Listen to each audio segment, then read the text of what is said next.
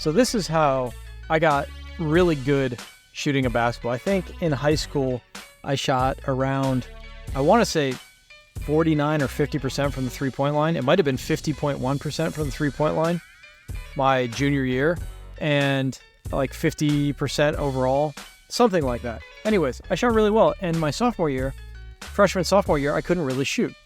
So what did I do? How did I fix that? Well, here's a step-by-step process I did to fix my shot. Number one, I got good form. That's what I did. My left hand, my guide hand was on the front of the ball when I used to shoot. It was hideous. And there was some guy at the Y named Daryl. Daryl's like an angel. He saw me, saw I cared, and I practiced. He's like, hey man, you gotta fix that, you know? So he actually cut out the center of a Frisbee and he put these Velcro tabs on it, and I could slide my fingers into this thing. So then I essentially had a plate on my hand. And guess what? I couldn't put my hand on the front of the ball. I put it on the side. I got my elbow in. I watched read at that time. I read all the shooting tutorials I could. I got the ball on my fingertips. Don't listen to these idiots that say Steph Curry shoots off his palm or whatever. It's on his fingertips. And essentially, I just, really got good form. And to be honest, I played sort of mechanical at the beginning. It was only later after high school. I didn't really start shooting well until I was 16. Okay? So I was a little mechanical. Moved kind of like Clay, if you understand what I'm saying. And later on got more fluid.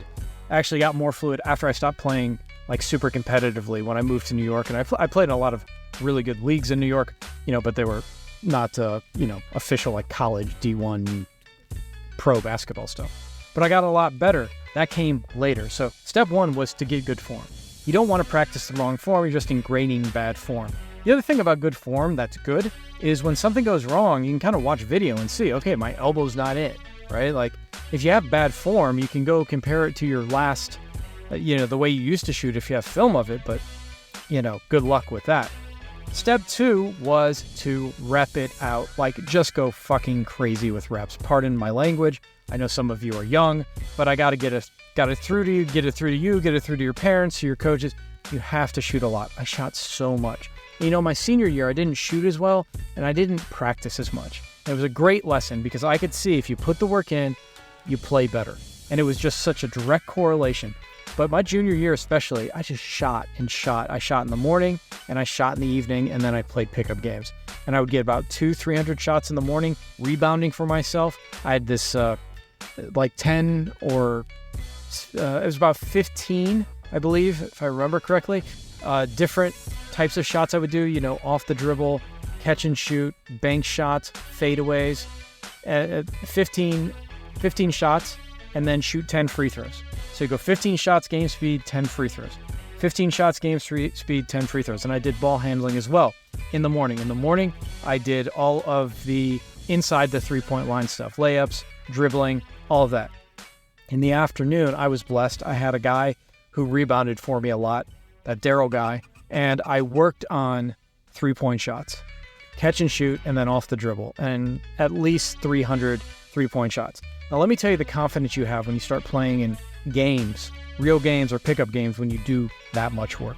Your confidence starts to go off the charts. When you start shooting 85, 90% in the gym when you're practicing, that's going to translate to 50% in a game, especially if you do number three. Step three is to train your mind. So in the morning, the first thing I'd do when I'd open my eyes is I'd shut them again, and I would visualize 100 times or 200 times the ball just dropping through the center of the hoop. Swish, swish, swish. And I'd see it from the front, from the sides, from the wing. Swish, swish, swish. I would just see these swishes over and over. I would just flood my subconscious with swishes. And you're starting to program yourself, right? So now you're training, you've got good form, you're training your body, and you're training your mind. And then I would visualize myself playing in pickup games, and especially real games, hitting these shots. And I knew what type of shots I would get in our system, some corner shots, and then just, off the dribble shots. I'd play a game in my mind. This only took 20 minutes to do. And it becomes sort of magical because it feels like a special superhuman power. Now, the fourth thing I did was mix this mental training, this visualization every morning. I took Saturdays off, but every other morning, mental training, and I never shot on Saturdays. I'd go outside and shoot 25 form shots, let my body recover, okay? And then what I would also do is in the gym, I would combine the mental and physical by doing the lock, arc, swish routine. Essentially, you look at the hoop, you lock your eyes on the center of the hoop. As the ball goes through the air, you say arc, and when it goes in, you say swish. If it misses, you say clear, you imagine a white space, and then in your mind, you visualize a swish. So at the end of the workout, you feel like you've made every single shot.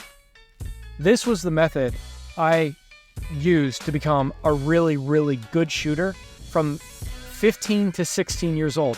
15, I couldn't shoot for a lick. I was competitive, I was semi-athletic, but I couldn't shoot.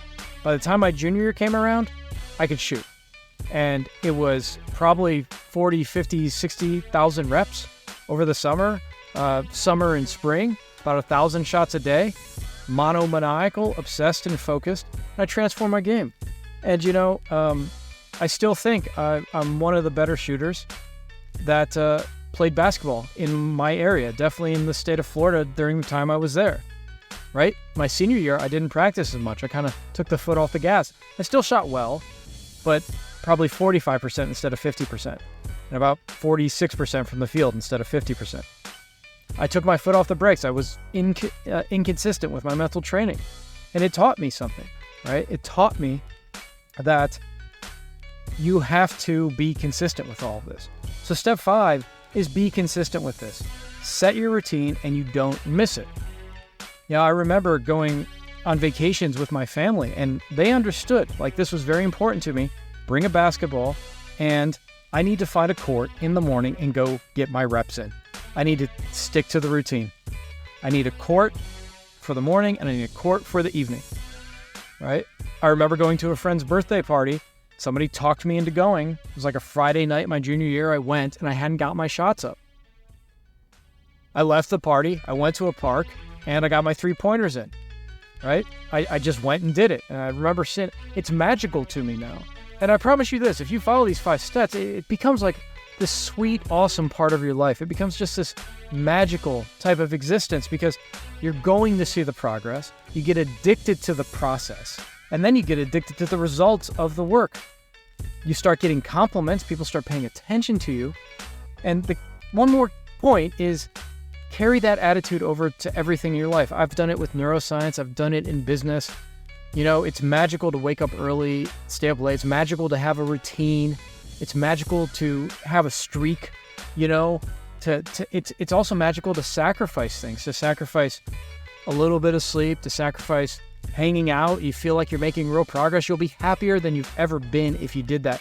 Going out, hanging out with friends, partying, all of that is such a weak substitute for the deep, fulfilling sense you get from hard work, the meaning you get from progress. So anyways, that's the 5 steps, how I transform myself into a really good shooter. By the way, at a certain point, I made 457 free throws in a row, and I made 157 3-pointers in a row, right? It sounds crazy. If somebody told me that, I'd think they were full of shit. But I'm telling you I did that. You can believe me or not.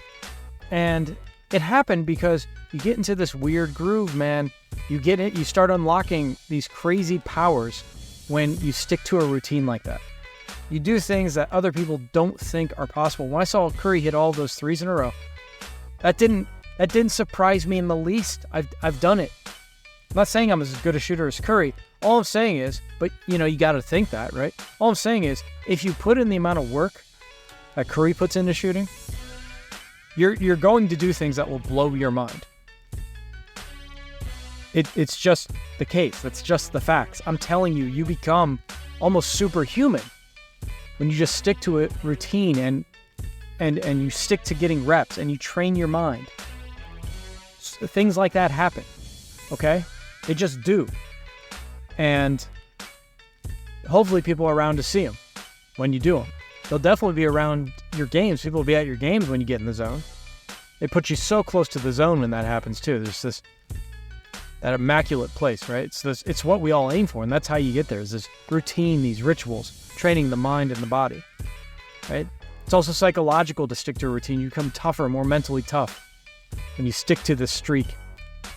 Anyways, this is Dylan from basketballbrain.com. Go to Basketball Brain to get the full mental training program. And please check out BoingVert.com, my other company. We just launched BoingVert Hummingbird. It's a really unique program. I came up with a really unique way to train your vert. It's called IdeoVert Dynamics. Check it out. If you get BoingVert Hummingbird, Basketball Brains also included. Peace.